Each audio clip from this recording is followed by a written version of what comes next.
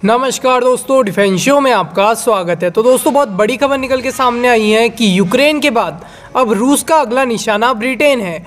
और ऐसा मैं क्यों कह रहा हूँ, इससे जुड़ी सारी अपडेट मैं आपको बताऊंगा, तो वीडियो में अंत तक बने रहिए। साथ ही लेटेस्ट खबरों के लिए चैनल को जरूर सब्सक्राइब करिए। तो चलिए वीडियो शुरू करते हैं। तो दोस्तों, इसमें कोई शक नहीं कि पूरे यूक्रेन पर रूस को कब्जा करने में कुछ चंद सेकंड लगेंगे, लेकिन यूक्रेनी राष्ट्रपति व्लादिमीर जेलेंस्की जिस जनता को आगे कर जंग लड़ रहे हैं, रूस के लिए वही सबसे बड़ी चुनौती है। क्योंकि दोस्तों, रूस आम लोगों की जान नहीं लेना चाहता, जिसके चलते रूसी सेना को हर मोड़ पर नई चुनौती का सामना करना पड़ रहा है। और यहीं पर जेलेंस्की दुनिया के सामने राजनीति कर गए। दरअसल दोस्तों, जिस यूक्रेनी नागरिक के मारे जाने की बात हो रही थी, कई रिपोर्टों में दावा किया गया है कि यूक्रेन के राष्ट्रपति जेलेंस्की ने आम जनता के हाथों में बंदूक थमा दी, और जब इनका सामना रूसी सेनाओं से हुआ तो बदले में उन्होंने भी गोली चलाई, जिसके बाद इन नागरिकों की मौत हुई। तो जेलेंस्की दुनिया के सामने इसे नरसंहार बताने लगे। जी हाँ दोस्तों, इसी के साथ ही पश्चिमी देश यूक्रेन की पूरी तरह से मदद कर रहे हैं। साथ ही पश्चिमी देश जो चाह रहे हैं वैसी ही न्यूज दुनिया के सामने पेश की जा रही है। और इन्हीं सभी के बीच अब रूस की हिट लिस्ट में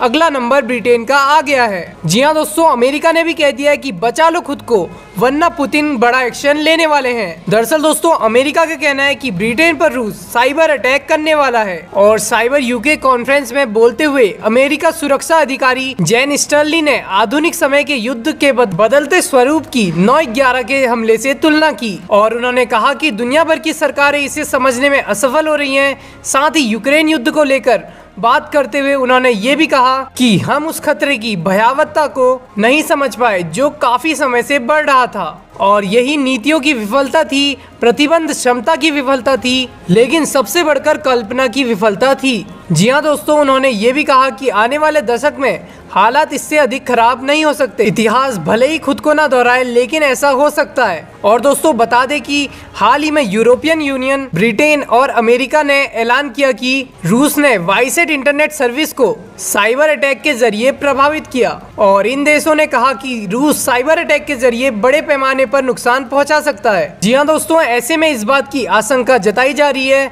कि रूस अब ब्रिटेन पर भी साइबर अटैक कर सकता है, और इसकी वजह से ब्रिटेन की अर्थव्यवस्था और बुनियादी ढांचे को नुकसान पहुंचेगा। साथ ही ब्रिटेन द्वारा लगातार यूक्रेन को हथियार की सप्लाई करने की वजह से रूस पहले से उस पर भड़का हुआ है। और वहीं वाईसेट का कहना है कि अमेरिका और पश्चिमी देश झूठ बोल रहे हैं, क्योंकि साइबर अटैक उनके ऊपर हुआ है, जिसके चलते उनके 10,000 टर्मिनल नष्ट हो गए। साथ ही अब इनका इस्तेमाल भी नहीं हो सकता और इनको रिपेयर भी नहीं किया जा सकता।